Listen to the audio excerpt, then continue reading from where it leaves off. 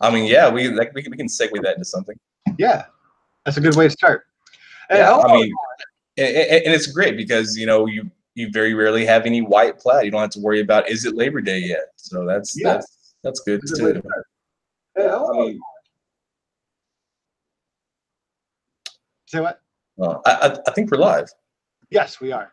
I think Awesome. we just went live. Well, but hello, everyone.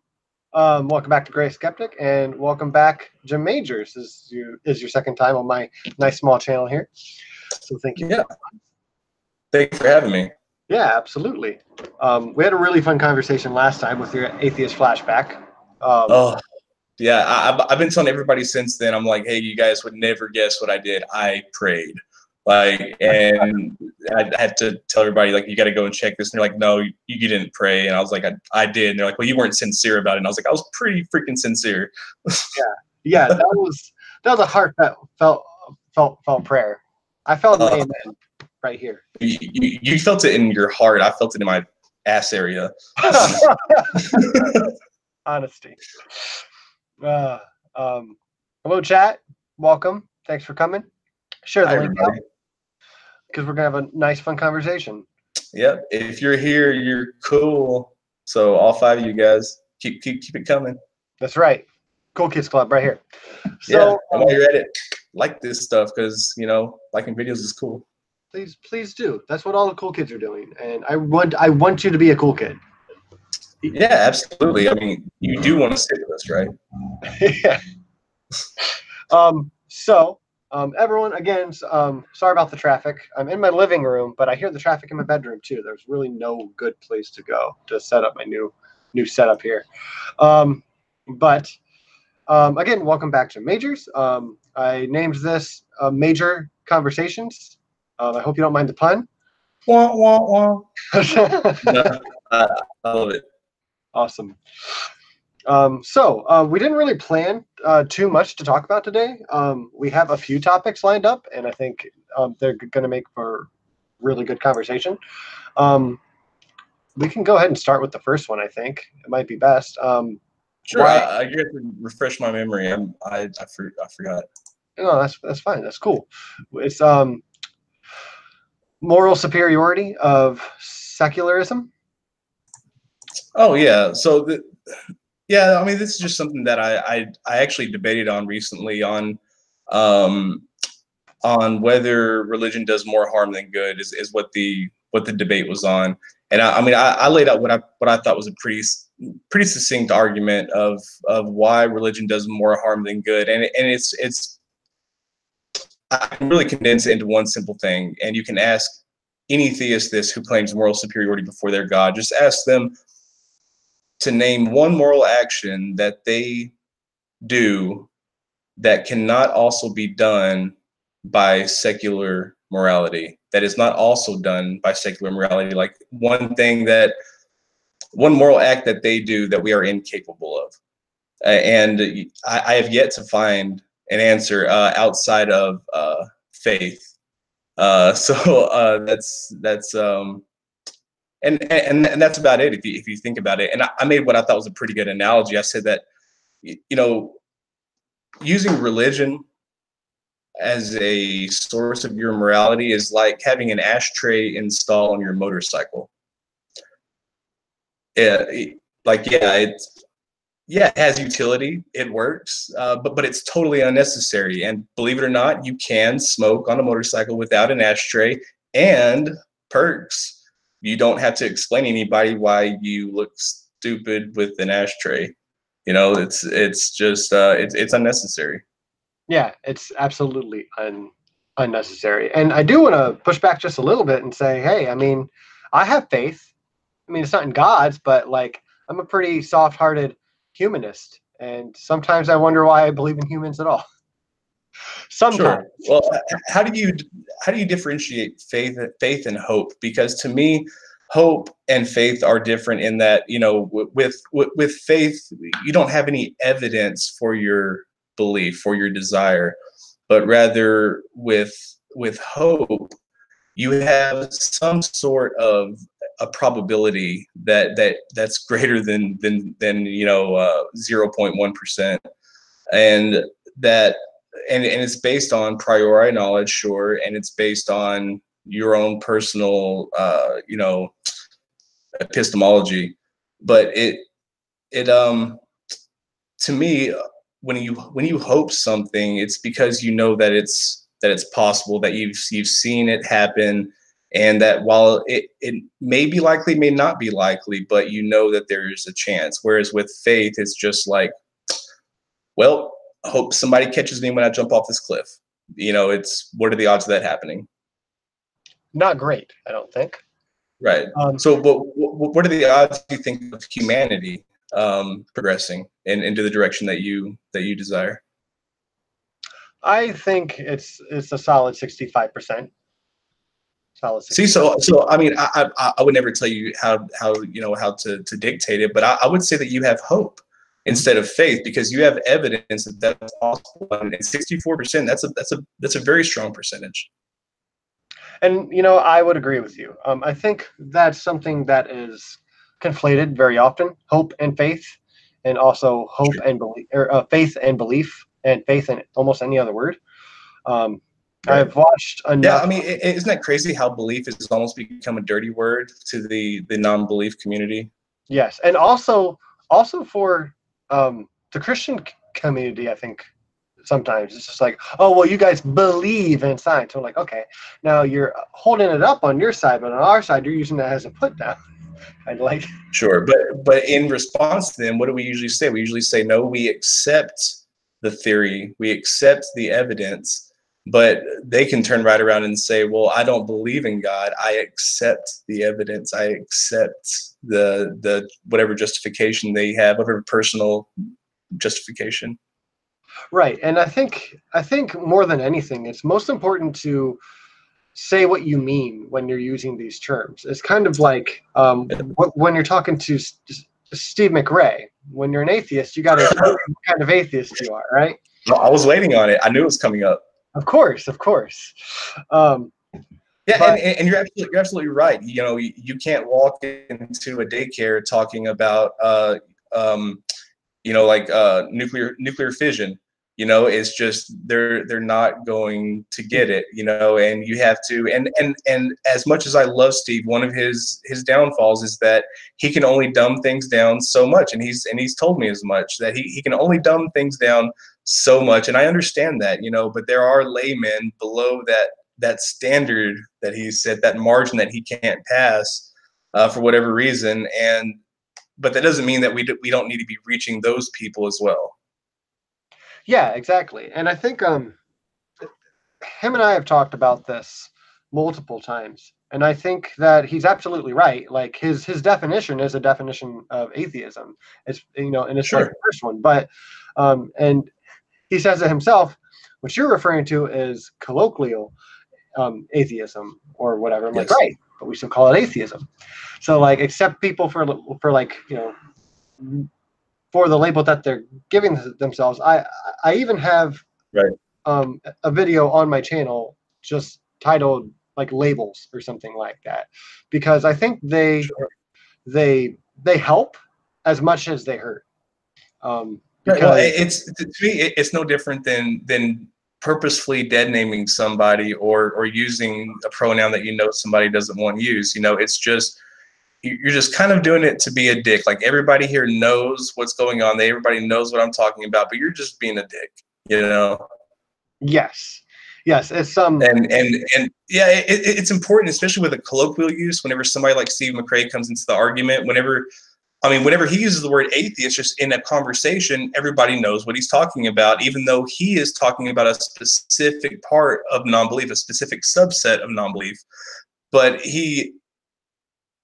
whenever you get into the argument, first of all, let's be honest, who reads Stanford Encyclopedia of Philosophy? For fun, not very many of us. I do on occasion, but I understand that I'm a weirdo. So not many people know that that was the definition of atheism up until 72 or 74, when Antony Flew tried to change the philosophical acceptance in the field, the acceptance of what we know as the colloquial usage of atheist. and he got a lot of backlash for it. And there are a lot of papers responding to Flu saying why he's wrong. Have you talked to Ozymandias or Ozzy? I I've heard him on the Non Sequitur show, but I've never talked to him. He is one of the greatest humans I have ever met. I'm going to go ahead and say that. And he has a way of putting things that just mesh so well with your thinking. He's a very empathetic thinker, and he gets the gist of you very quickly, and he gets on your level. He doesn't make you feel like he's talking down to you or talking up to you or talking past you. And he just has a way of expressing ideas. Like some things that Steve would say would just piss me off. Like for a while I thought rocks were atheists, and I was just pissed off at him because I was like, you're stupid, Steve. Rocks are atheists. Of course they're atheists.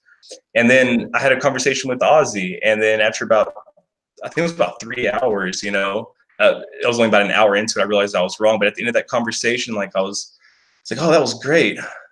Oh fuck, now I got to message Steve. Yeah. And I think, and like I said, this is how labels kind of get in the way sometimes, because we assign different meanings. I mean, even if you go on like Google, or if you look in a dictionary, the same word may have 1, 2, and 3 different definitions, and you really need to define which one you're talking about, because rocks aren't atheists unless you're talking about that kind of atheist. It's just without God. Then rocks are definitely atheists. Right. And the bad thing about the dictionary is that it changes over time. It changes with the colloquial usage. But that's the thing, though, is that I'm a very big proponent of the phrase, words don't have definitions, they have usages, they have utility. And I strongly believe in that. Right. And I'm not going to make examples here. But I like to say words are our slaves, not our masters, right? So absolutely. Yeah. Well, we make them mean what we want them to mean. Right. And I don't like having to refrain from using words. Like if I'm talking about the F word, well, then I would just refer to it as fuck, or even the N word most of the time. But I don't like to use it in a disparaging way, because that's offensive. But if I'm just talking about, if you hear like a Scottish person say, oh, you fucking cunt, we know that they're not talking about, they're not speaking ill of a woman or a woman's genitalia. They're talking about a person, like just another way of saying a jerk, or even they say to their friends, whereas you say that to somebody in the US, and you get throat punched. Yeah.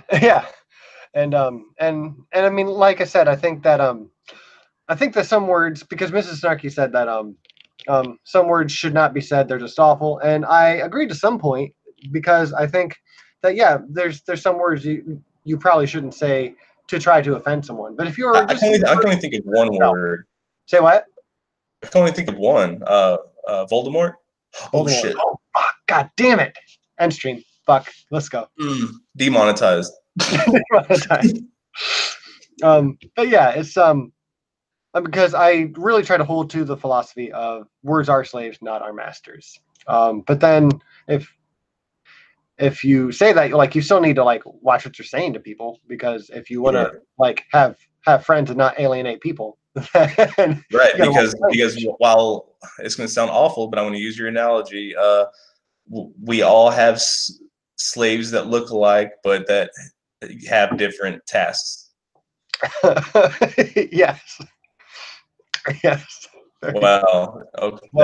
Well said, Jim. Oh man, I need to go take a shower real quick. I'll be right back. Feeling dirty. Major conversations, everyone. We're having some major conversations. Major conversations. So another label, and I don't want to stick on labels the whole time, but I do think this is a really interesting topic, and I like discussing it. One is I like to bring up feminism, because that's one that I don't like to put the label on me very much, but I am definitely a feminist. But again, you have Sure. to say what kind of feminist you are, because there's what, a first, a second, third, and a few other different kinds of feminists. But Right. I'm the Well, feminist. and not only that, but there are these fringe movements of feminists that give feminists a bad name because people like Tucker Carlson and the right wing put these people on a pedestal and purport them or posit them as the poster child for feminism, and it almost makes you not want to identify with it when people make a bad name for it. Exactly, exactly. And one of my favorite channels on YouTube, you probably know of it, Shoe on Head. Yeah. Yeah, June. She's flipping amazing. Oh yeah. She's hilarious, and she really um, makes a lot of fantastic points, and points out all of the awful feminists, like the man hating, like trans hating, everything else but feminist lesbian hating kind Sure. of um, feminists. And I'm like, well, yeah, those are kind of disgusting people. And it's not that I don't like um, a, the main part of their movement, because I'm an egalitarian, I'm a humanist. So Yes. those are the labels I use instead, because I think feminism, um, just like the base of the word, Sure. is included in there. So I don't really Sure. need to mention feminism; it's included. Yeah, but at the same time, there are certain systemic issues that we need to apply more direct pressure to. So whenever we operate under the umbrella of humanity, things are getting the ratio of treatment that they always have been given. So I mean, I do believe that it is important that we have a wave of feminism, but I believe that it's important that we are not afraid to speak out against those who claim to be part of our community and say they don't represent us. You know, they aren't a part of us. They are vitriolic and express your disdain, but people are so much more concerned for numbers in population, especially in these small in these systemic issues where they don't have a whole lot of public support. It's important for them to have everybody they have, kind of like the atheist movement. You know, it's really hard for us to move away from the whole atheist colloquial usage, whenever there's such a benefit to having an increased number of quote unquote atheists. Exactly, right. And again, and I say it over and over, and I feel like I'm beating a dead horse. It's just labels hurt as much as they help, because I think Beat that it, it's beat really, it. really important to be able to say, "Hey, I am an atheist," and then I have a community there that I can find groups of people. I can find sub communities in there to Yeah, align myself with, because that helps your cause. And I sure. think that you definitely need to come at every angle when you're um, coming, or when you're fighting for any kind of movement, because Right. we can't just have porch atheists. We can't just have R and Ra's. We can't have just godless engineers. We can't have Oh, just sure. Yeah. I mean, every subset of or every belief has a spectrum within itself, that they operate in. But I think that it's important that while you operate it within that spectrum, not only finding a happy medium and trying to unify people, but also recognizing that there are two extremes within your own community. And like, for example, feminism. Some of the I can think of three great feminists right off the top of my head that I really, really admire, and they are also coincidentally men's rights activists. And so that that makes me happy. But then I see the feminists who say men are trash, men are garbage, men should be here for one purpose, and that's reproducing. yeah, That is awful. But I don't see people in some of these communities calling out these bad ideas. But like atheists, for example, if you and I were to see an atheist on Twitter say, "Oh, we should go and shoot up all the churches," we would immediately call out that bad activity, and we would say, "Hey, that's not okay." And if it continued, we would disown them, we would shame them publicly, and we would make it known that we are not affiliated with them, and neither them with us. yeah. All of the recent shootings is something that gets brought up to me in like everyday life, and like whether or not that person knows I'm an atheist, it doesn't like I, I don't give a shit. Like I say, yeah, this what's happened is awful, right? I think any movement that um, takes the route of activism to a point of they start taking rights or safety or start spewing hatred of another group, well, Right. then I feel like you're now heading in the wrong direction.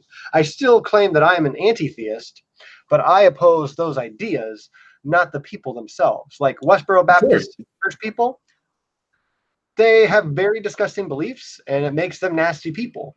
I don't want them to be banished from the earth. I would just like some logic to get through their heads, and I think that's what we need to work towards. Sure. No, you're absolutely right. I mean, um, and that's a problem with religion. I think is that religion undermines the nature of morality. You know, well, there's a lot of these problems that we have in society, a lot of these systemic issues, um, segregation, misogyny, bigotry. I mean, let's be honest, they all have a religious foundation. I mean, for example, women in religions, when women are a source of immoral thought, they do nothing but provoke lust in unwary men, and they are the sirens that drag them into the rocks. And and in many religions, women are expected to be virgins until it's decided for her that she should lose her virginity, which is taken by a man of her father or guardian's choosing. And at this point, they have one mission in life: to give birth to the children of their husband, forsaking pleasures of not only sex but the freedom to live by their own measures. It sounds like you know the book pretty well, but Yeah, a little bit. I've read it once or twice. But no, yeah, I agree, and I think that I think it's really really obvious in the Bible and what the Torah, just like the whole Old Testament for any of the Abrahamic gods, is that women were property, or they were used as property enough to where if you misuse them too much, you pay a property tax. That was the big, like one of the biggest punishments that you had. Like if you raped a woman, well, great, you've ruined her. Keep her and give me like 20 shekels. Like that's a property tax. that's not viewing them as humans. And I think that's something that needs to be realized by the Christian community, because Yeah. you can say, hey, the people of the Old Testament were less than moral, and you can still believe in Jesus Christ. That like I'd rather is like you throw the baby out with the bathwater. I would rather, but like don't deny very obvious things. Right, but the problem is though is that they can deny that, and I've seen people deny that. But at the end of the day, God is still a moral agent. God is still the standard for objective morality, and even if they do denounce the evils of the Old Testament as cultural or man-made man interpolations of an otherwise holy scripture, or however they want to apologize for it, in the end, they still believe that their God is good, Yeah, and that we should model ourselves after Him. But I mean, again, you know, I mean, what does religion provide for us that we cannot obtain without religion? Given the negative baggage that comes with, like, you know, just depending on religion for these contributions to society, can we obtain it through less harmful means? I think yes, absolutely. I think yes as well. And I'm getting questions here in the chat. So first I'll answer those before we go into too much. One wasn't a question. One was from Christy Santiago. Hi, Christy. I haven't seen her in Very forever. Christy's amazing, and she said, "Jim, get in my pocket. I shall keep you." I felt like that needed to be read. Well, I'm a big guy. It'd have to be like one of those like bib pockets on the overalls. I think she has a pouch. Don't you have a pouch, Christy? A pouch. Okay. Marsupial Christy. Marsupial Christy. Oh, don't miss our show on Friday night, everyone. For Leah, we have a special surprise. Christy and I do, so don't miss it. Oh But I'm wow, not going to say what it is here because we're keeping it a secret. Um, cool. Mark Caesar said, "What are the pets over your shoulder? Those are guinea pigs. Those are guinea pigs over there." I was going to zoom in to mostly just see me, but it fucked up the camera. So that's why we were late, everyone. So that being said, um, where were we? Because they they see their God as good and that we should be like their God. And what can we do um, to have morals like without God, more or less, is I think where we were. And one of the things I wanted to point out was that I think the thought of an afterlife kind of hurts humanity coming to their own conclusions and seeking justice in a justifiable way, more or less. Because I think if some people think that, okay, the way to deal with said person is send them off to God, right? Or Right. they think that they're not going to help themselves because they'll have it better in another life. And I see there's injustice on both sides of that. I think if we really deal with the reality, or at least the reality that I believe, um, is, this is our only life. We need to make the best of it and actually make like the best of it. I Yes. think that when we throw people in jail for crimes, um, we should try to stay away from life sentences as much as possible, because they don't get anything else. Give them something to look forward to better their lives and get out and be better in society, if that's possible. Right, and we need to Understand. stop incarcerating people for harmless crimes, quote Yeah, unquote crimes. yes, quote unquote crimes. I was talking to Christy the other day on the Leah podcast, and I said that, what did I say? Gosh darn it, I lost it already. I said, oh, that laws don't dictate morality. There are laws that that are just bullshit. They don't have anything to do with good and bad or morality, and Absolutely. there are immoral laws. Um, Yeah. so I think we need more of society and more of our politicians and lawyers to look at more morality more than just the law sometimes, because mandatory minimums alone kind of fuck with morality and laws. Yeah, well, and but we're not going to get that unless we model our legislature after secular morality. Because I mean, it's great that we have finally put up and have started to build this wall between church and state. But the problem is that once that wall's up, we still have to deal with the problem of all the church that has already gotten in the state that is here now. Yeah, yeah, it's true. And I think, I mean, like you said, just secular morality is really the way to go. We need to 100%. realize that we need to deal with our own bullshit. I think. Yeah.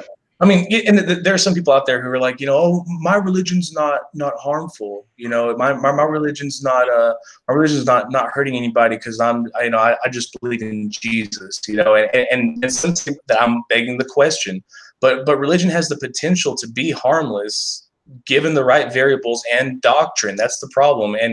And given that it's the only religion, because let's be honest, if everyone were to have the same religion, then we might hope to experience harmony and unity with each other. Yet every day we see the effects of wars between religions, on behalf of religions, and within religions. Yeah, yeah, exactly. And one of the things that I want to touch base on again, what you said, is like some people say that, hey, my religion doesn't harm anyone. One thing I want to point out is an example that I think about, and it's more of a personal example. Um, but so my mother has had over 70 surgeries, and like most of them are like, they're like minor surgeries. They're not all like bypasses, but over 70 surgeries nonetheless. And she said, like, if she's ever like in a coma or whatever, like it doesn't look like she's doing well, then like pull the plug, she'll go home, it's fine. But I mean, with as many surgeries as she has, I'm worried that someday And with the mindset that I feel like she has, she might just be like, you know what, it's not worth it. I have held on long enough. I'll see you guys on the other side. That's not what I want for anyone in society, let alone my own mother, right? Because I don't believe that, one, I ever get to see her again, and two, along with that, she gets to be like, hey, sorry, I was wrong at the end. No, you don't get that either. It's just when it's over, it's over. And I think it's really, really hard to grasp that when you're still a Christian, to grasp when it's over, it's over. Yeah, but what's even worse, though, I mean, to add to that, not only is it, your grandma going to heaven or whatever, but it's after your grandma goes to heaven, you have an obligation to live according to this doctrine, to this dogmatic framework. If you ever want to see her again, she is being held hostage within your mind, and you don't believe that you're going to get to see her again. And it's like, you're sitting on a donkey with a carrot dangling in front from a fishing pole, and you're smacking it on the butt with a stick when it moves willingly because it's eager for a reward for heaven. It moves closer to the carrot. Whenever that's not enough for it, it's like, oh well, you're backsliding. You're going to hell. Gonna beat your ass with a stick. It's just the whole punishment reward system. It's awful because like you said, this is our only life to live, whatever purpose we decide to give it. But the problem is that people are missing out on simple pleasures in life because they feel like they have to shoehorn themselves within this framework. Yeah, fun sex with different people. But other than that, yeah. But I do want to point out again, and I'm using more personal examples. But I have said before on the channel, so I'll say it again, that my nephew died about 1.5 years ago, and like he died. He was born dead. He was stillborn. And I got to hold him, but he wasn't alive, and that was hard because I was already atheist. But whether or not you're a Christian or an atheist, death is hard. Death is just hard.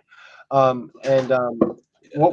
I was gonna say though is the funeral was fucking infuriating, because here's this old pastor telling my brother and his wife is, you need to follow in the Lord Jesus Christ, and don't you ever let anyone tell you different.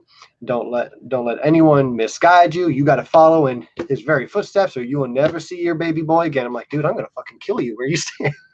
Yeah, it's like that's the emotion that it builds up in me. But I feel like that's understandable, although I didn't kill him. Yeah, she would have been my oldest. She died while my ex was pregnant. She had HELP syndrome. It's hemolysis. I'm gonna mess it up. It's hemolysis, elevated liver enzymes, and low platelet levels. Basically, your body just starts shutting down, and the only remedy that doctors know for it is giving birth. And baby Anna was at 21 weeks, and it was kind of iffy on whether she'd be able to survive on the outside or not. And she lived for a whole 2 hours outside and died. And at the time, I was still very, very much a believer. So that was one of the things that made it really hard for me to leave religion, because that whole time, I was holding on to hope. Like, well, I'm going to see Anna again. I'm going to get to finally meet her, because I was so excited to see what kind of person she would be like and what her personality was and things like that. And so that's something else that it robs you of, that religion just completely torments you with. It does, and I'm sorry. I didn't know that about you. So I'm really sorry that you had to go through that. A lot of people don't know that, but now everybody does. Yeah, everyone does. But it really it happens more than we know about. It happens more than anyone wants to talk about, and that's reasonable. That's super reasonable.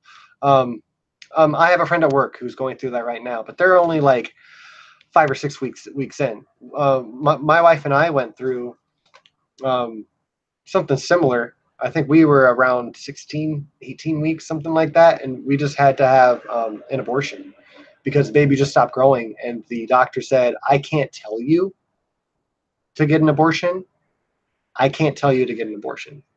We're like, "Oh," and I was still Christian at the time, and my mom didn't want to hear that.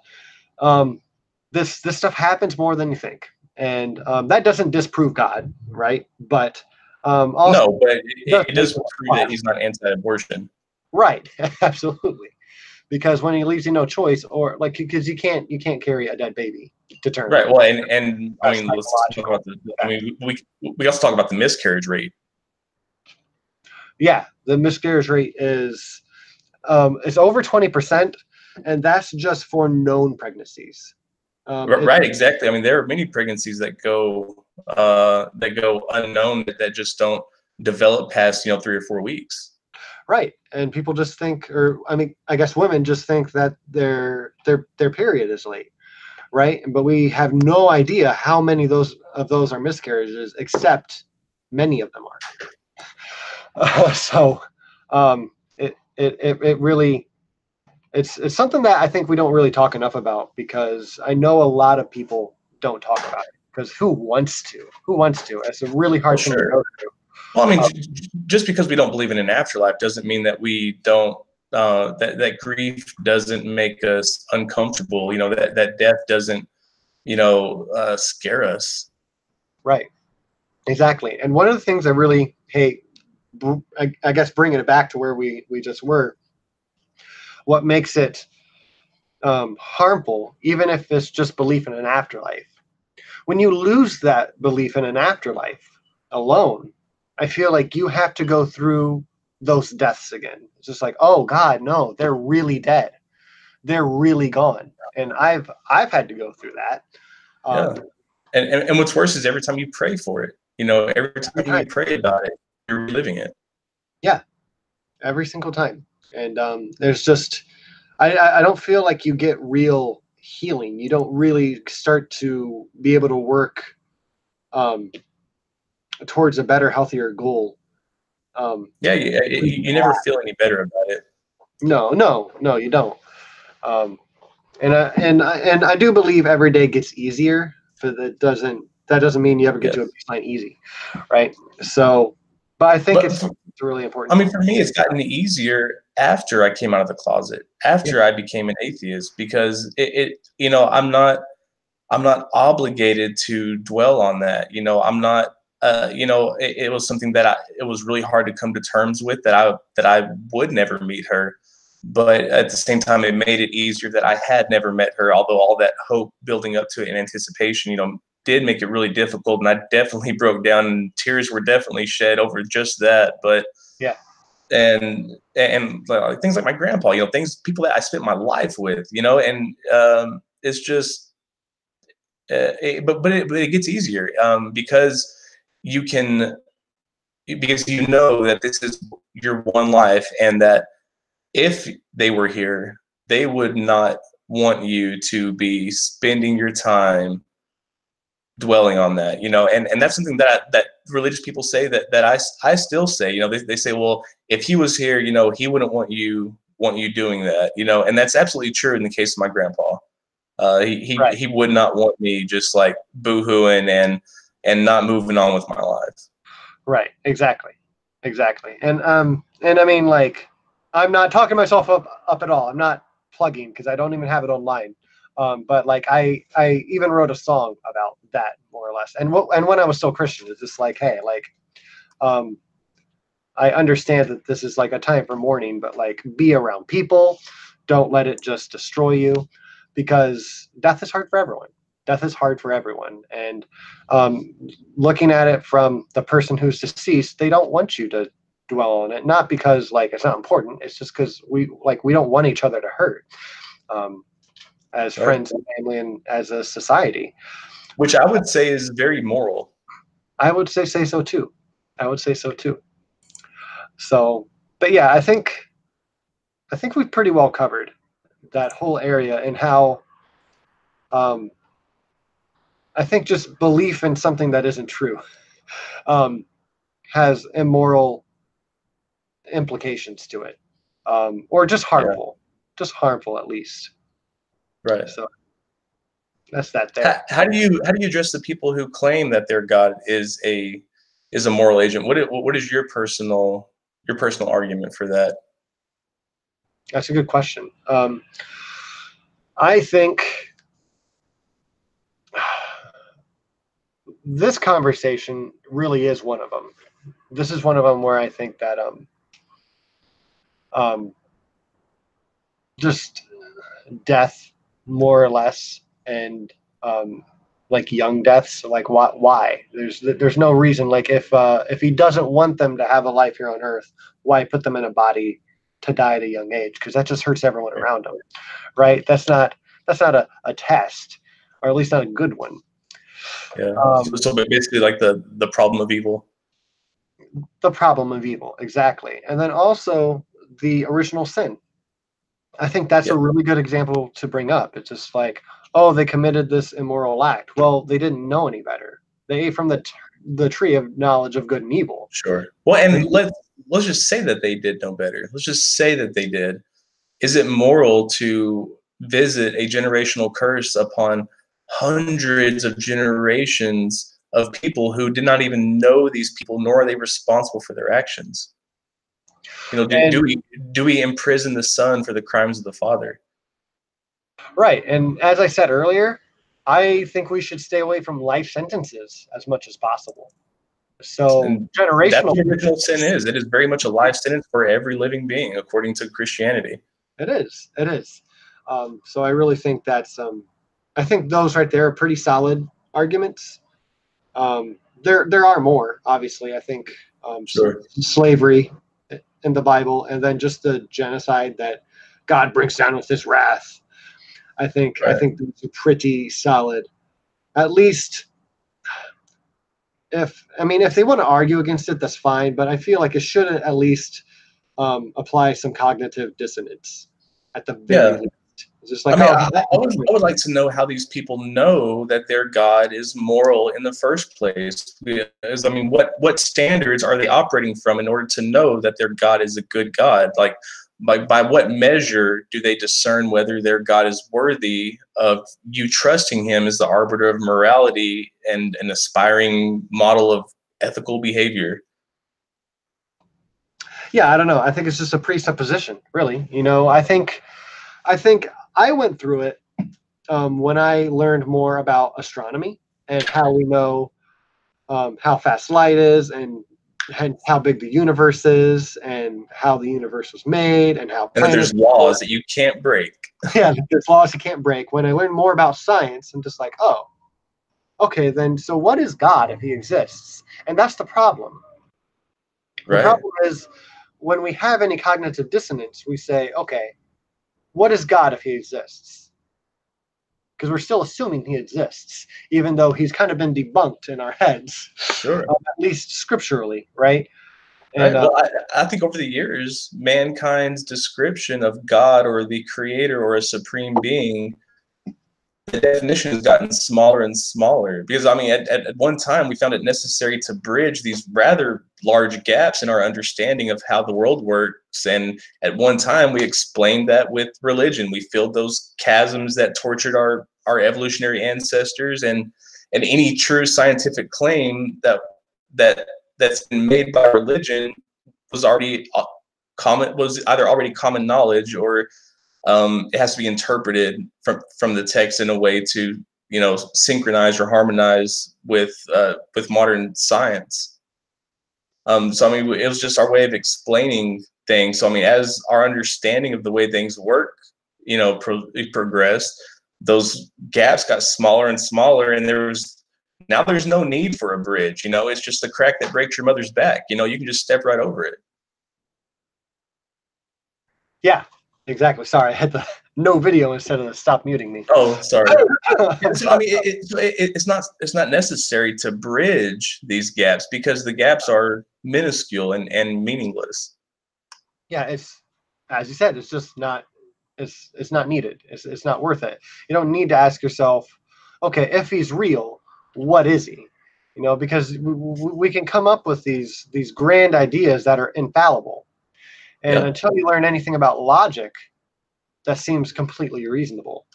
yeah. Um, and I think, If you look at the history of deities, they go from being a personal god that interacts with people. You look at the Egyptian gods that actually lived amongst them, you know, and people actually touched them and interacted with them, and then all the way up into the first, second, third, and fourth century, you have miracles being performed. But slowly but surely, that God goes from being a personal God into being a God that is distant and not involved. And it's because we have closed those gaps that people once filled with God's stories, that it was necessary that those gods interacted with man in that fashion. yeah, and I think it's really, really, really interesting to look at that and also see it like in the history, like when Aaron Ross said in one of his videos how um, how Yahweh started as an air god. Yahweh, Yeah, Yahweh. well, and he was actually a part of the Canaanite pantheon of gods, and he wasn't even the highest god. I think that was El. I think El Well, was that's that, right? what Yahweh came from was Yeah, El. they like merged or whatever, Sure. right? Yeah, and it's so interesting because they started from separate civilizations, and then our God just chews all the other ones up. Like my God's better than yours, and then after a while, he's the same. It gets kind of silly, but I think it's neat to look at that stuff because um, I heard Aaron Ross say that specific thing about a year and a half after I claimed I was an atheist, and I still had to pull out my phone from work, pause it, and just lean against my cart for a second and just be like, that feels good to learn something new. And wow, is that something else? Like it's interesting just to get another idea. Yeah, Um, I mean, there's a lot of theories. There's one theory that I entertained for a while that I still entertain from time to time, depending on the new evidence that comes out. But there's evidence that Yahweh was an early blacksmith god, god of the forge, and that he was it was in between the bronze and the iron age, but he wasn't worshipped by only the Jews. He was worshipped by other cultures as well, you know, because I mean, uh, early early Judaism was very much polytheism, and they recognized other gods. They were more henotheists than anything, and you know it was very common for them to have many different gods. God for everything, God for thunder, a god for trees, a god of the home, a god of the city. Just and yeah, but there is very strong evidence that Yahweh is derived from from Canaanite religion. It's really heavy in the Ugaritic text. and the only reason I think religion should stick around still be taught is because that's neat. That's a neat thing to know. That's part of our history. That's part of our way of thinking as Right. humanity. It's anthropology. Huh? I mean, it's anthropology. I mean, you know, we don't, you know, Christians don't speak out against, you know, King Tut's tomb going on tour around the world because it's not a threat to them. It's no longer a religion. It is classified mythology. But at one time, it was so much more. Exactly. Exactly. And I've said this before. I had a thought when I was a teenager. It was a very dangerous thought. And so is Chuck Norris fears Jim's mustache. That's also a dangerous thought. Who But said that? this is snarky. Oh my god! They're talking about your mustache right now. I'm working on it, guys. I'm working on it. Also, Wildheart 666 said, "I believe the God of Thunder was Gene Simmons." Yeah, So, absolutely. um, That said, though, where Or was Keith I? Richards, maybe. Maybe, yeah. Either one. They're both. Well, like one's thunder, one's lightning. But I've said this before, is that I think, or I thought when I was a teenager, when I was thinking of like the Greek gods, I'm like, how did those come about? And just like a thought experiment, just thinking about it, I thought, what if they're like our comic book heroes, like of today? Like, what if they're like their modern day Superman, Batman? And as I thought about it, I'm like, wow, that's, I don't know if many people didn't believe in them, but just thought these were awesome, great stories that the whole community like got around and like celebrated. But I think it's a fun thought. And then I thought, what if my God is like tried to stop it, tried to throw it away? Because that's a scary thought when you're younger. But also, it's a good thought. It's a good thought Yeah. to like toss around. But when you're taught that you can't think things like that, again, that makes Right. your religion harmful. Makes it Yeah, immoral. I mean, it's fun to, entertain thoughts, but to, I would kind of equivocate it with like the Alex Jones thing, like it's making the frogs gay. It's like, okay, do you know that, or do you think that,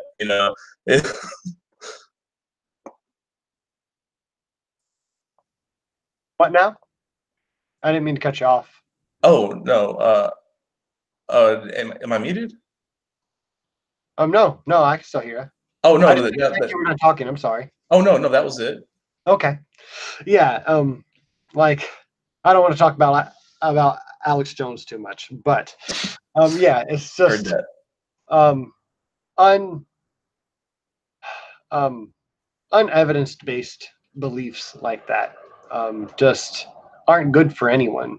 I mean, like look at how Fox News. Okay, we did say we wanted to touch on politics, so bring up Fox News. Um, mute Jim, better for all of us. Thanks, Shannon. If you bring up Fox News, Alex Jones is coming up again.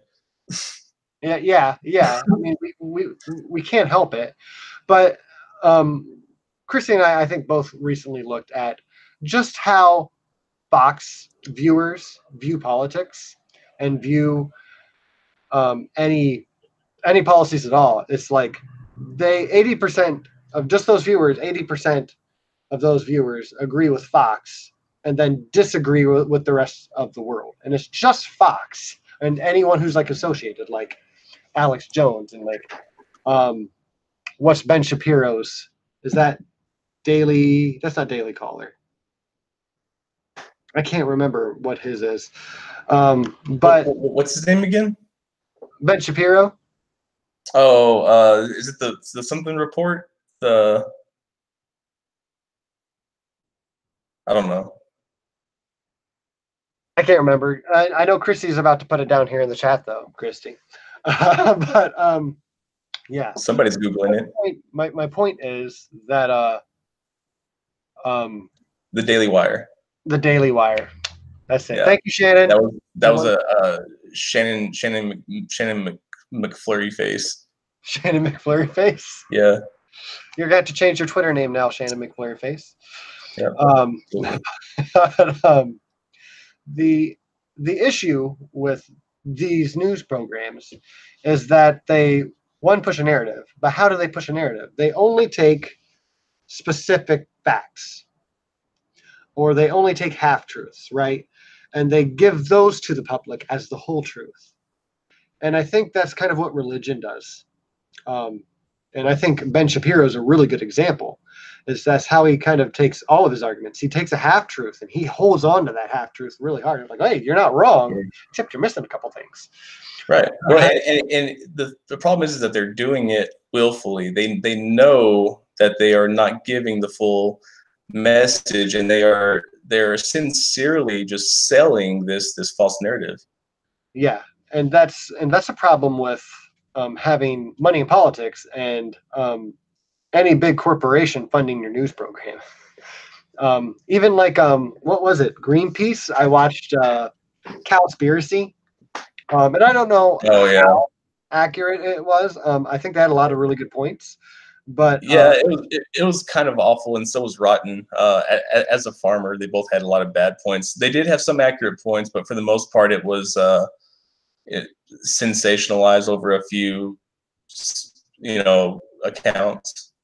yeah, I think so.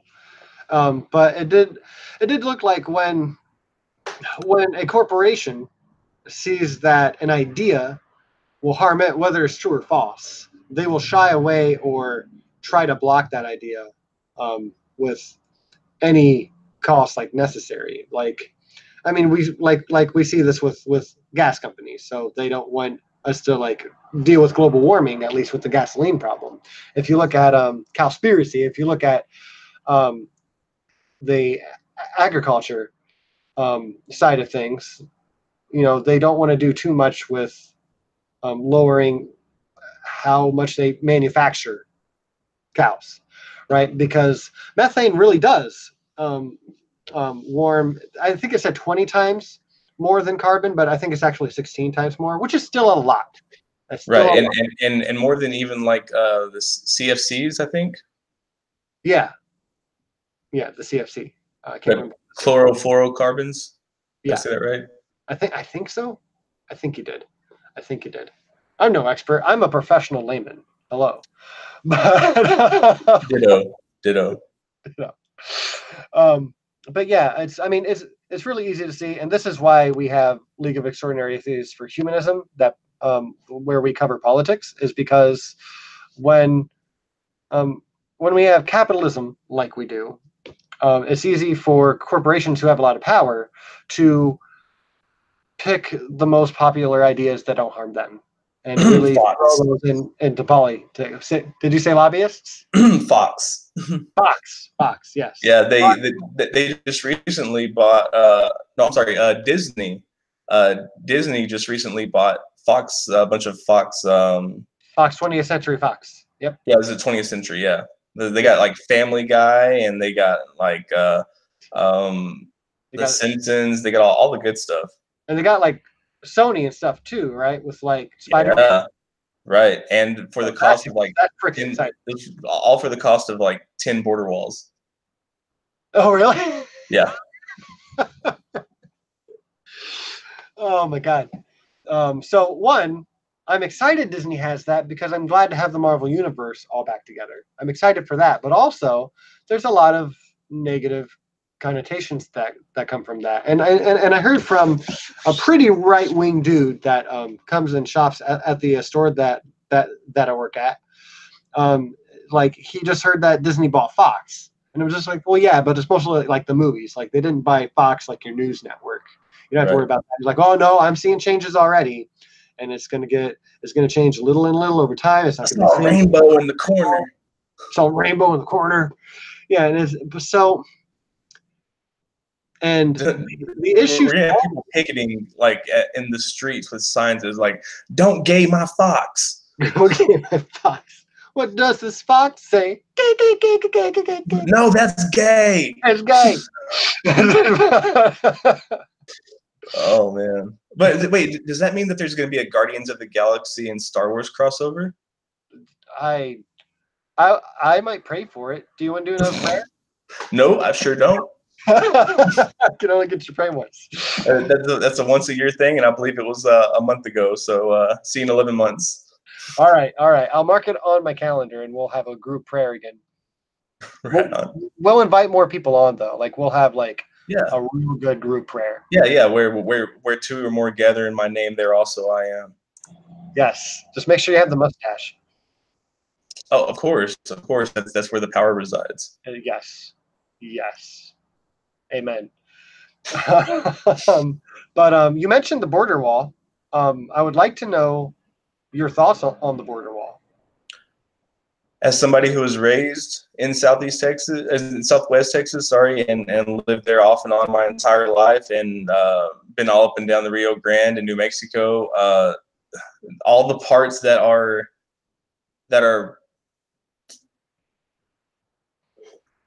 all of the weak breach points, I would say, to use military terms, all the weakest breach points do have fences. I think it's just it's something that he has to fulfill before he runs for election, because it was so crucial to his campaign that but it really, it doesn't even matter, because now they don't even care that Mexico's not paying for it. And I guarantee you, every single one of them that are still Trump supporters were there saying it themselves: Mexico, who's going to pay for it? Mexico. Who? Mexico. And now they're like, who's going to pay for it? Congress. Yeah, exactly. And again, because I do Lee as much or more as I do this channel. Like, since when do we get to decide when other countries do what we say? I think that's the biggest issue there. Is just like, we have too much of say in Venezuela and anywhere else we are in the world, like Saudi Arabia, Syria, Iran, Libya. Why are we telling Mexico what to do? That's not our country. They're our neighbors. We're not going to tell Canada to build a wall. And if they build a wall, they're not going to tell us to pay for the wall, even though we're a bunch of crazies down here. Right, Shannon? But I don't know. They might have to build that wall for the healthcare. It keeps fucking up the way it is. There's going to be a mass exodus into Canada. And I'm only 3 hours away. It's not going to hurt me much to go up there. I'm in Oklahoma, and well, I can't say that I probably wouldn't go to Mexico, because I love Mexico and I speak Spanish. So I speak. Yeah, I don't speak that boot shit that Shannon does. Say what? I said I don't speak that a boot shit that Shannon does. A boot. Yeah. And she But said, I do like some poutine though. I do like poutine. Yeah. Yeah, it's good stuff. And Tim Hortons. I mean, they do have good stuff, but yeah. And we have a Tim Hortons here in town. Actually, we closed the one in town because we're retarded. And I mean that in a not the super not good way to say it. Slaves are my words, not my masters. You are the only slave owner here, Mr. Jefferson. Words are my slaves, not my masters. And they are indentured servants, and they are released on the year of Jubilee. Okay, it's not slavery. Well, that's still 6 years away. And you know what? Honestly, I can't. I probably couldn't control my slaves or my words. So let's just go on. I've already fucked it up. Yeah, I would be the worst slave owner ever. I'd be like, hey, can you mow my yard? And they'd be like, oh, I really don't feel like it. And I'd be like, oh, okay, just it's cool. Just whenever you're going, it's cool. I'll take some lemonade, actually, if you want some lemonade. Yeah. You know what? Okay, you know what? I need to work out. I'll mow. You just sit down, relax. You've had a hard day. Yeah. Yes. I love this. I think. Tropic Thunder pretty much put it into words for me. I think we're distracted Mac from making good mouth words. Well, it's not you guys' fault. It's my fault. It's my fault. I talk too much. I try to talk too fast. But then again, you had me on last time, so you should have known better. I should have, but I missed that mustache so bad. It was not nearly as glorious then. I'm trying to think if I've trimmed it since then. I think it was pretty short last time. I think it was, but it was still glorious. It still had that presence to it. I promise it did. Appreciate that.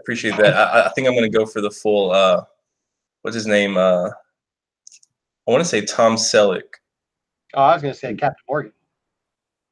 Does Captain Morgan have a mustache? I'm pretty darn sure.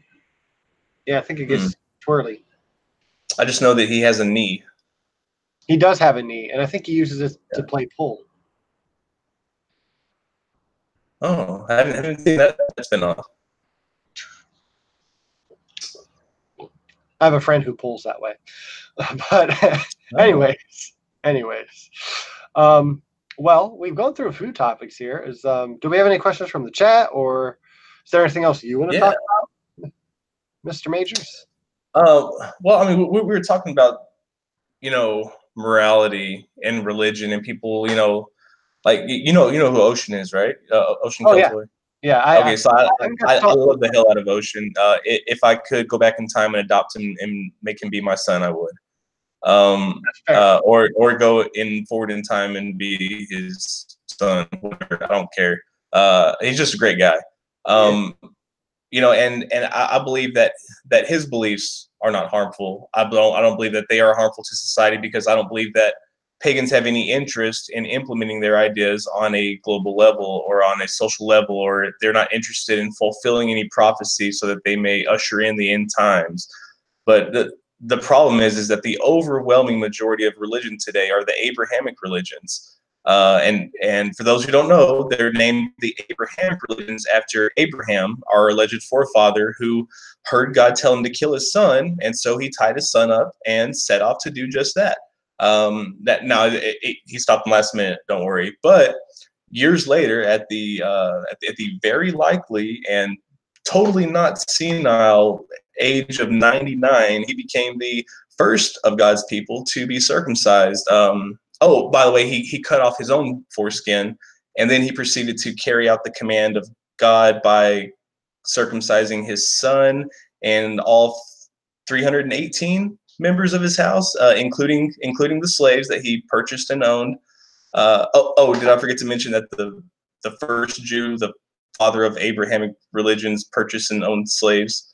And I just say that because with the three major Abrahamic religions, there's more than three: the Judaism, Christianity, and Islam.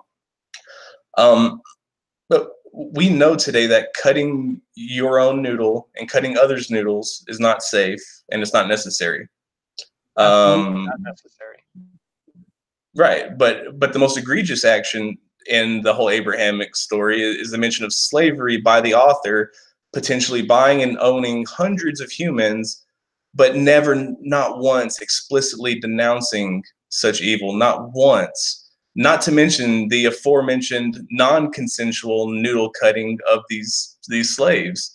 And nobody has any problem with that, nor do they have a problem, piercing their ear with an awl and having them as property and equating them with a man's silver, his own perpetual possession.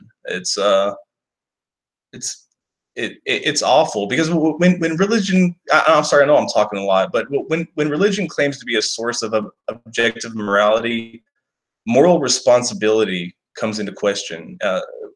Slavery, genocide, xenophobia, homophobia, bigotry. It comes into question when you demand that others allow the perpetuation of their own religion, their own flavor, that forces people to adhere to commandments that are not compatible with civilized societies. We're talking about Bronze and Iron Age ideologies being crammed into the year 2019, and them being forced to interpret it and to apologize for it metaphorically and allegorically in order to make it fit. Like, when are we going to recognize that we are better than that, and that we don't need that, and that we are kids? We have seen Santa. We know what it is. We know that Dad and Santa use the same wrapping paper. We figured it out. We can stop pretending like we need God.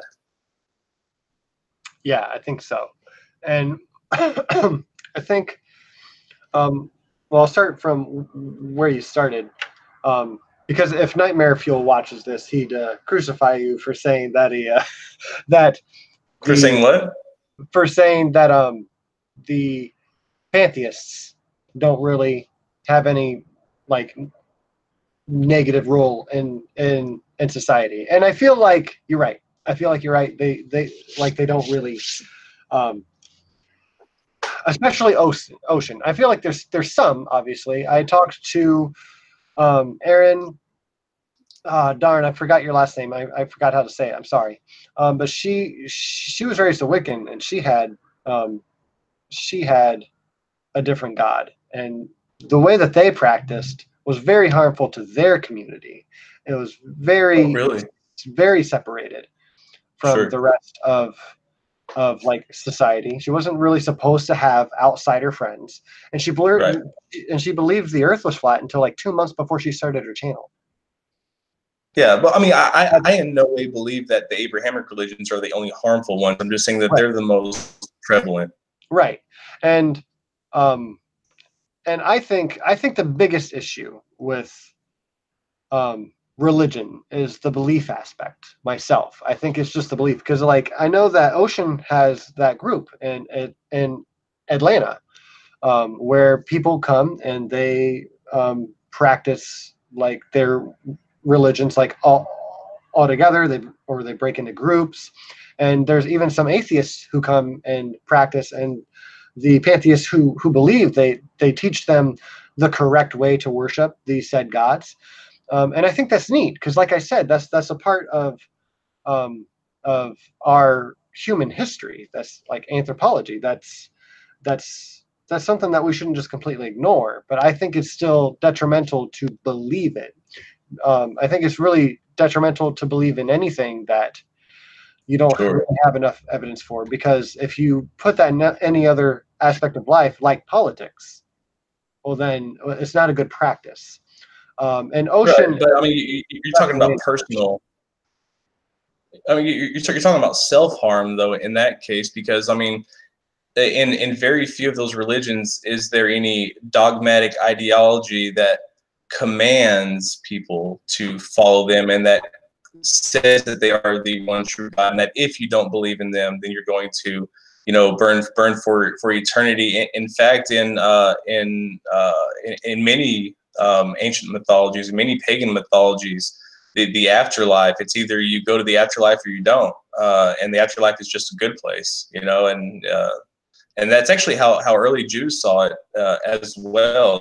They believed that if you died, you just went to Sheol. You just went to the grave. It has been interpreted as Hades. But just Sheol's was just a hole in the ground. It was just 6 feet under. Not necessarily 6 feet under, but a burial. And whereas paradise, you got to go to the big garden in the sky. It's just a great place to be. Yeah, and like I said, for the most part, I think you're right, and I think especially with Ocean, he's one hell of a smart dude. Like he's Yes. not some crazy dude who just believes in Odin, but he does believe in Odin, Well, and he's a very he smart guy. is that, but he's also smart. Right, he's very smart, and one really nice thing about him, which you don't get from, I'm sure, every pantheist, and absolutely not every Abrahamic God believing person, is I could be wrong. I could be wrong. He's completely cool with I could be wrong. Absolutely. But this Yes. does help me in my personal life, and it helps me get through my day to day, and I have something to believe in, and I see it as a net net positive. Do I think that he should believe it? Well, no, I don't think he should. But at this point, Yeah. to um, the amount of damage that it does, I don't need to I don't need to fuck with it. I don't need to fuck with it at Yeah. all. Well, I mean, I'm all about what it nets. That's I don't care about what a belief grosses. If in Ocean's case, if it's a net positive and it's not oppressing anybody, whether directly or indirectly, then I have no problem with it. Do I believe that there are other ways that you can seek that same relief and satisfaction and um, uh, psychology? Yeah, there are other methods that you can do that without religion, but that is the method that he discovered because religion exists, and that's the problem, is that people will seek out something easy, and religion gives people an out to say, well, I'm just going to put it in God's hands, and if it's his will, then it'll be done. And it just doesn't give people the motivation to bring real change to their own lives. it's true. And another thing that I really like about Ocean, just have a whole Ocean section, is I've heard a story of how he got to his pantheist beliefs. Yeah. And it's cool. It's really cool, and it's really like he did his due diligence. He really felt like there was still a God, and he went to I forget what he said, but it's like a high spiritually active place.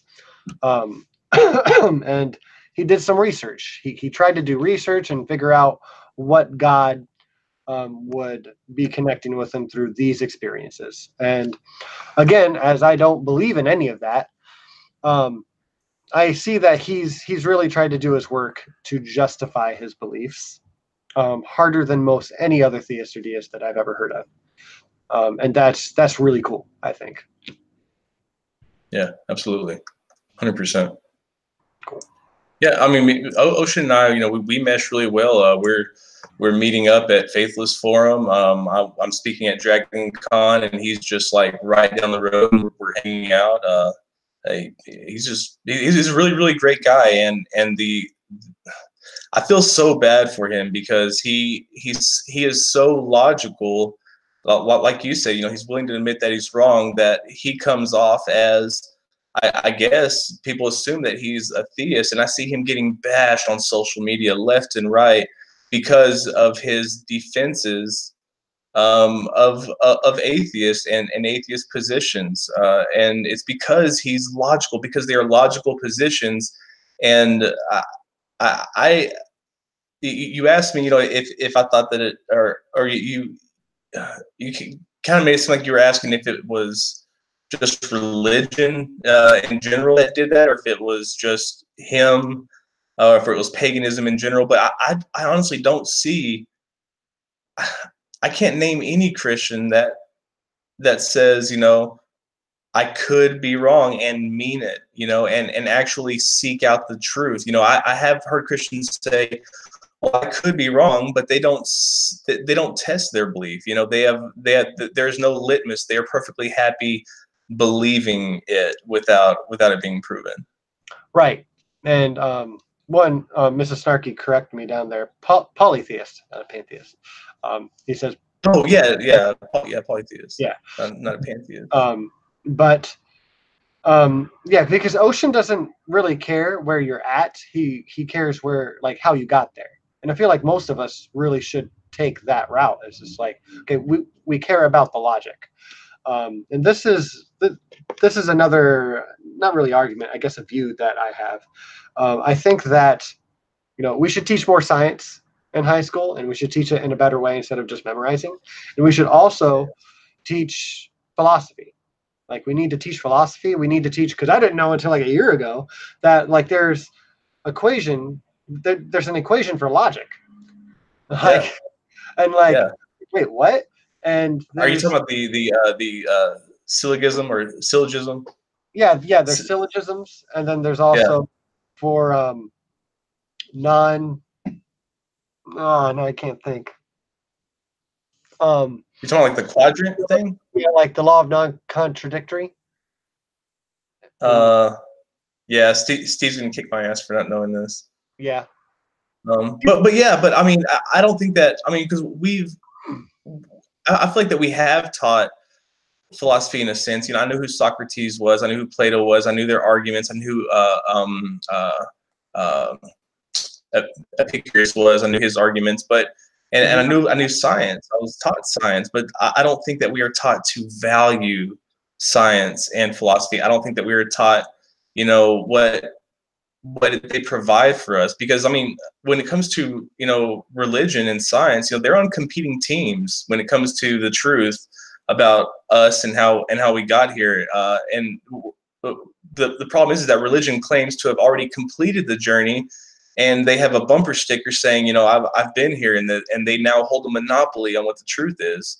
But science, the beautiful thing about science is, and I'm speaking to the choir, is that it's perfectly capable of suspending its conclusion on whether or not something is true, and further suspending judgment on the certainty of whatever conclusion they come to. It's fluid. It's beautiful. Absolutely. So, but yeah, I think philosophy is definitely important, and we need to introduce it to more people, because I didn't learn it in high school. It's difficult, though. I mean, there are grown adults who went to college who have trouble with it. Yeah, absolutely. And I think, there's another thing to consider is some kids don't want to learn in high school, right? Not everyone's going to get something that they're not into, for one. Yeah. But I think like school period. Yeah, school period. Yeah. And I was one of those those teenagers, those kids who just like, I want to go play, I want to go be active, right? My son's like that. He just wants to skateboard. That's all he wants to do. He doesn't. School's just second to skateboarding.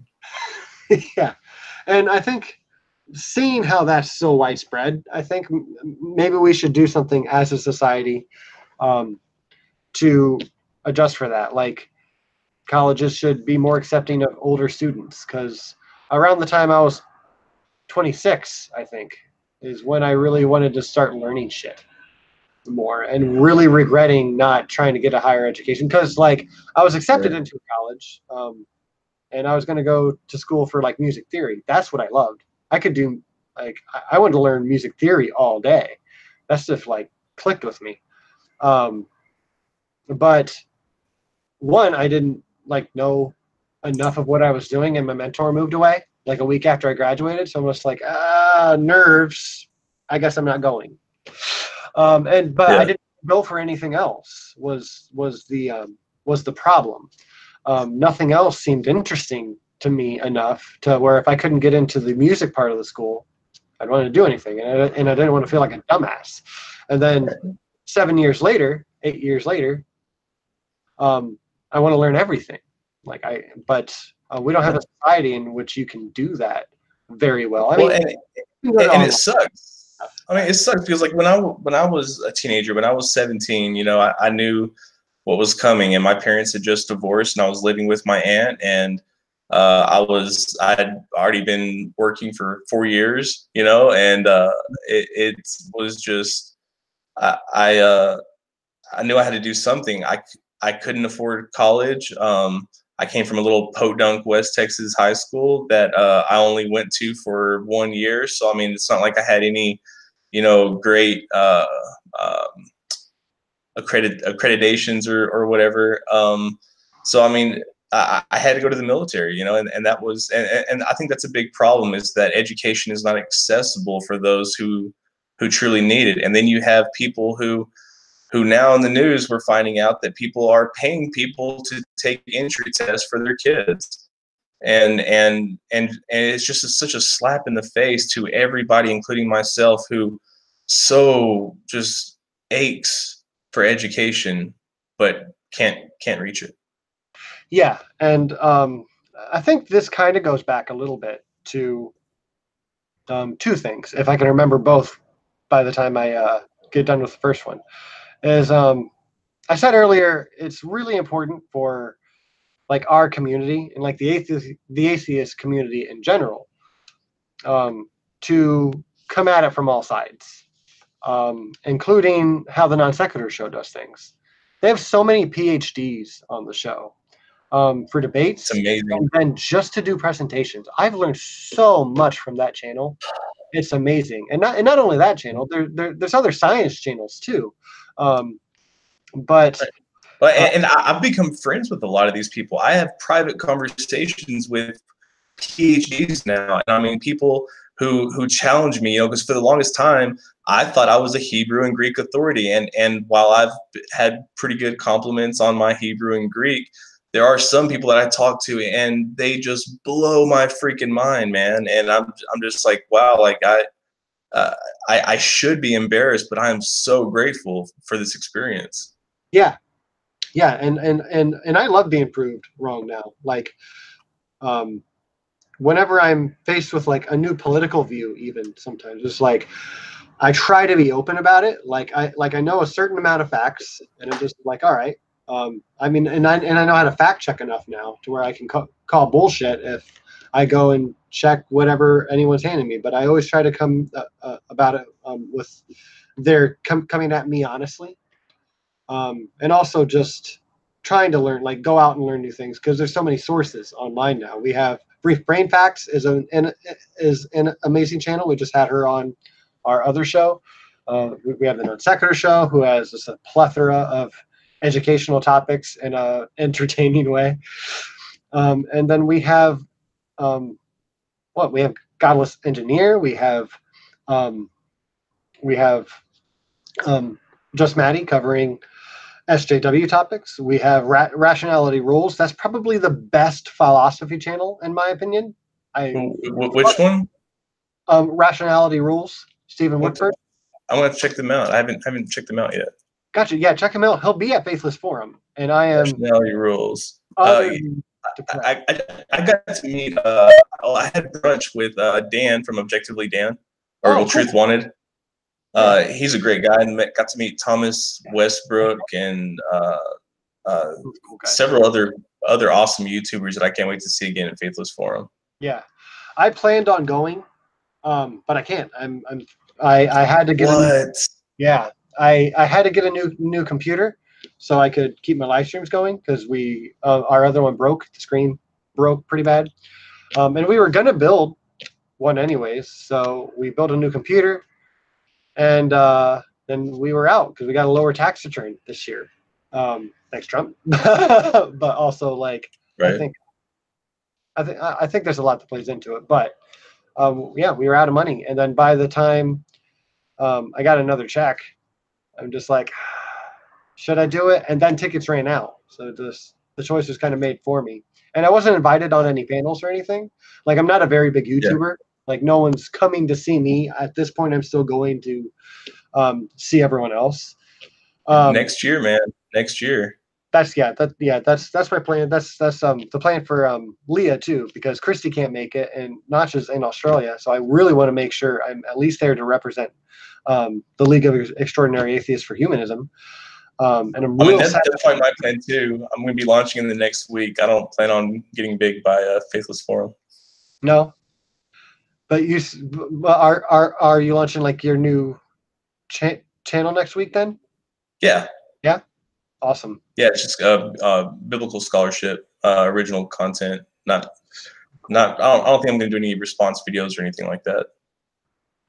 Okay. Well, that's still cool. I hope you can send me a link to that as soon as it's up, and then I will. Yeah, absolutely. For people who are going to go check it out, it's Prophet of Kairos. Not Prophet of Kairos. I'm sorry, Disciple of Kairos. Kairos. Kairos. Yeah, I don't think I have any subscribers because I just barely got the email and the YouTube channel set up today or yesterday. Okay, well, shoot me the URL once we're done, and I'll make sure to put it in the description below so we can all awesome, man. Thank subscribe to you, and then we'll I mean, there's no content. I don't even have a thumbnail. I don't have a profile photo. So. Well, we know it's coming. Yeah, it's coming. It's coming. So you can go ahead and subscribe. It's fine. Yeah. So that being said, I was going to say a second thing, and I did forget, just like I said I would. That's my fault. Again, no, it's okay. I'm a very, very forgetful person. These interviews I do here really challenge my attention span because I have like ADHD, pretty good, and I really have a hard time keeping focus sometimes. So when it doesn't show, I'm really happy. I don't have so much a hard time keeping focus, but for me, it's my brain works faster than my mouth. So I have a problem with I'm thinking while I'm talking. And so if I have a really long thought, sometimes I'll like forget what I'm saying because I'm too focused on what I'm thinking.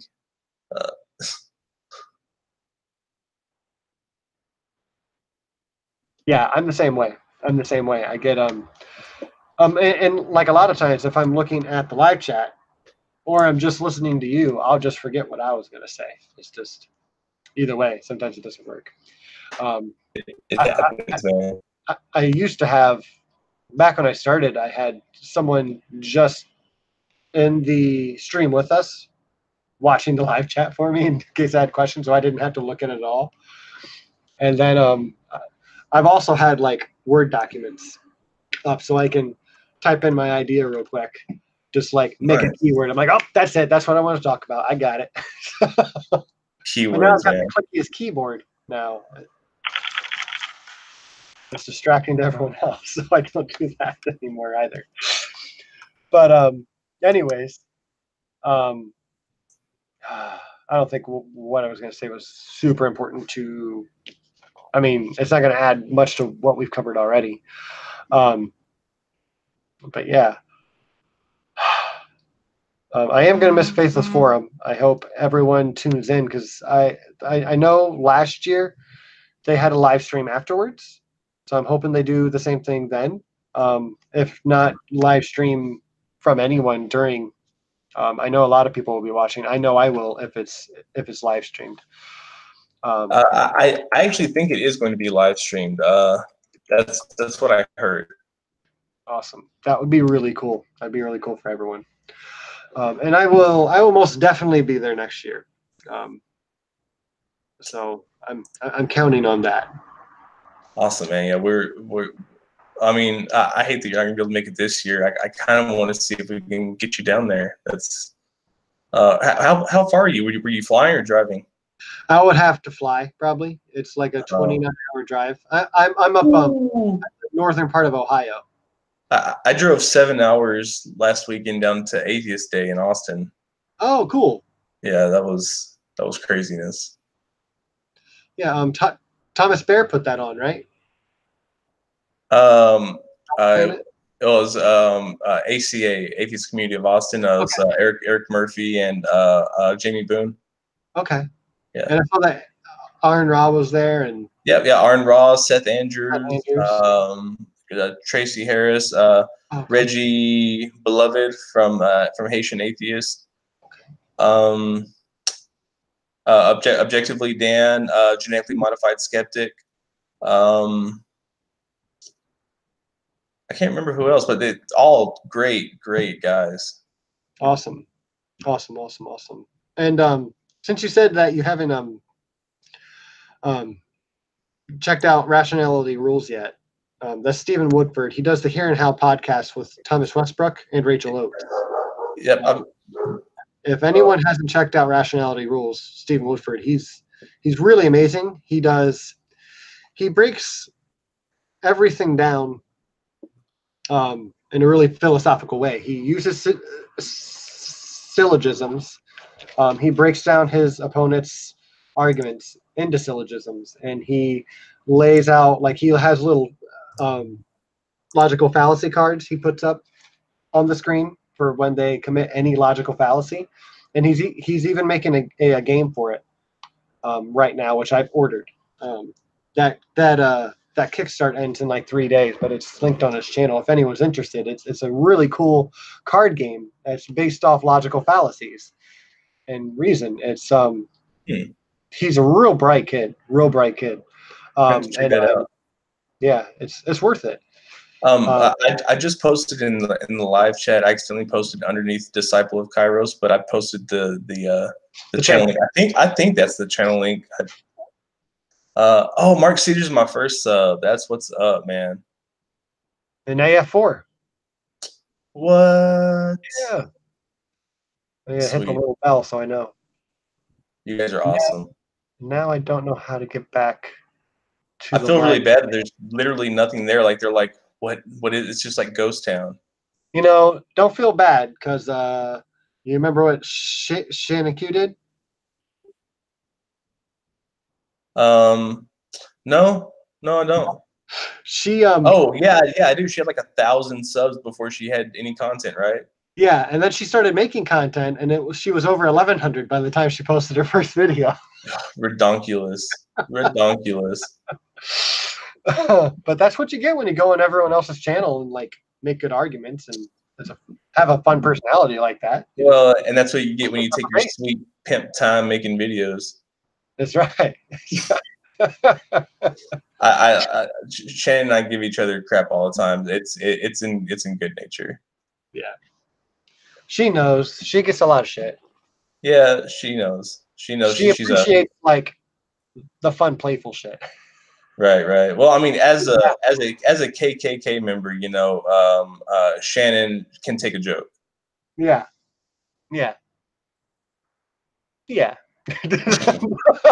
Words are slaves. Words are slaves. Words are slaves. Oh my gosh. Hashtag words are slaves. Anyways.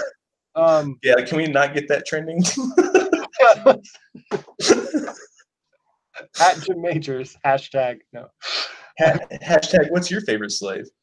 What's your favorite slave? Vocabulary slave. So that might be a good area to start tapering off. Yeah, I think so, man. I really appreciate you having me on. As always, I enjoy our talk, and as always, I talk too much. No, not too much at all. I have you on here to talk, so don't feel bad. Good stuff, man. So thank you for making time. Hopefully we have you on again soon. If not here, we'd really like to have you on League of Extraordinary Atheists. I'm not sure if you've checked out that show. I've to be honest with you, I've only seen one show, I think. Okay. Well, League of Extraordinary Atheists. Yes, for humanism. Nice long name, but we also have it called Leah Podcast. But I think you have to type in the whole thing on YouTube to find it. I'm not sure. I was wondering what Leah was. Leah, that's us. League of Extraordinary. I thought you were referring to some woman I've never met before. Not quite. Not quite. Okay. So, awesome. Yeah. So check it out, and if it's something you want to come on, and we talk a lot of politics on Leah, and also religion. Like we try to, because we think that religion and politics both have to be discussed in a reasonable manner, to really have humanistic views and goals. Right. I think those are two big driving factors. So that's our thing. So that being said, thank you, live chat, for coming on here. I don't see how many are viewing right now, but it seems like a decent number. It's showing me 20. Thank you guys for everyone that's here and that's asked questions, and all of my loves out there. I see you guys in the live chat. I love parts of the YouTube community, and you guys know who you are, and y'all are awesome. Yeah, you guys are really, really cool. So thank you for coming on and joining us today. Please still like and share this video. Don't forget to subscribe. Don't forget to subscribe to Jim Majors here. Thank you. And I have that disciple of, you said Kairos, right? Yes, disciple of Kairos. Kairos. I have that here, and I will put that in the description here in just a couple minutes, everyone. So again, thank you for coming. I hope you all have a wonderful night, and I'll see you all again on Friday. Thanks, Matt. Thank you.